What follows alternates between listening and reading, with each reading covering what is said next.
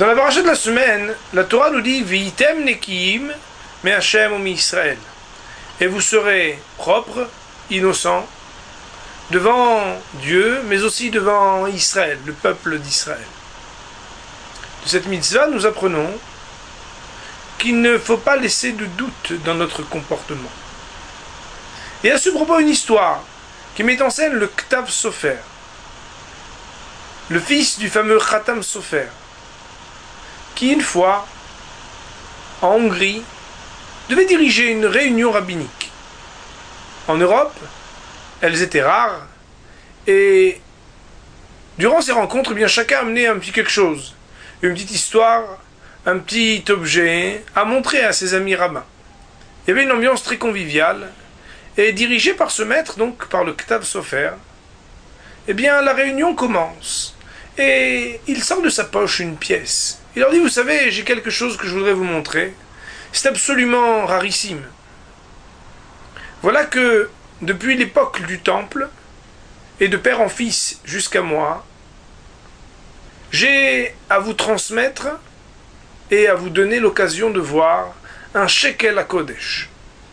Alors on connaît le shekel en Israël aujourd'hui, mais il s'agit ici du shekel qui à l'époque du temple était utilisé. Cette pièce de monnaie, donc, va faire le tour de tous les rabbins réunis. Le problème, c'est qu'elle fait le tour, mais elle ne termine pas le tour. Le Ktav Sofer, qui tenait vraiment à cette pièce, et puis qui, dans une assemblée de rabbins, était un peu gêné, il leur dit, écoutez, messieurs les rabbinim, je vous demande de regarder à gauche et à droite si jamais la pièce n'est pas tombée. Et voilà que chacun regarde à gauche, à droite, personne ne retrouve la pièce, et donc le Rav d'insister, de leur dire, écoutez, mes chers amis, mes chers rabbanim, je vous demanderai de bien vouloir chacun fouiller dans ses poches pour voir si vous n'avez pas, par hasard, changé votre pièce contre ce shekel à Kodesh. Vous savez, il met très cher. Après quelques minutes de recherche, sans succès, le Ktav Sofer de leur dire, écoutez, Moraï Verabotai, je suis un peu gêné de vous demander ça, mais peut-être accepteriez-vous que chacun ne fouille pas dans sa propre poche, mais dans la poche de son voisin de droite. Ainsi, eh bien, on aurait peut-être d'autres chances de trouver le shekel à Kodesh qui m'est tellement important, tellement cher. Alors là, il y a un vieux monsieur qui faisait partie des élèves du Ktav Sofer qui se lève et qui dit non. Attendez, encore juste un petit quart d'heure, une quinzaine de minutes que l'on cherche un peu. Alors, bien sûr, les soupçons s'élèvent et les recherches sans succès font un peu river les yeux vers cet homme. Pourquoi refuserait-il que quelqu'un lui mette la main dans la poche pour vérifier que le shekel à Kodesh ne s'y trouve pas?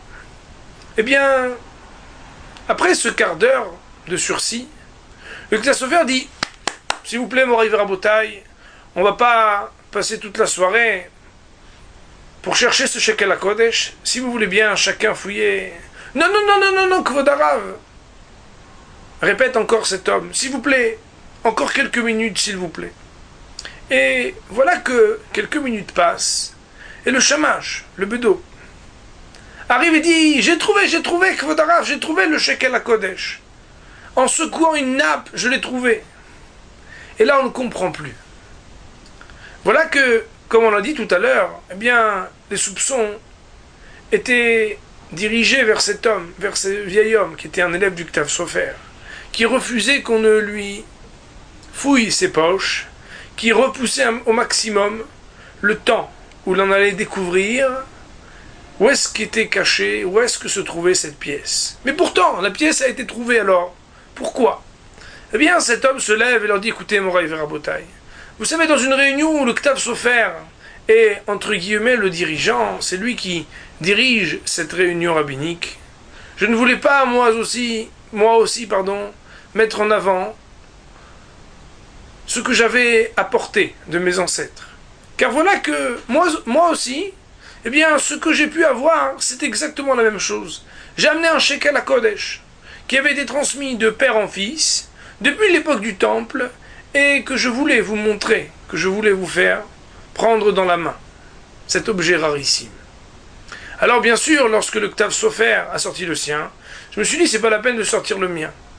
Mais bien sûr, si jamais en fouillant les poches, eh bien quelqu'un me mettant la main dans la poche trouverait un objet aussi rarissime, on aurait soupçonné que j'avais volé, chas v'shalom, cet objet. Et ça, je ne le voulais pas.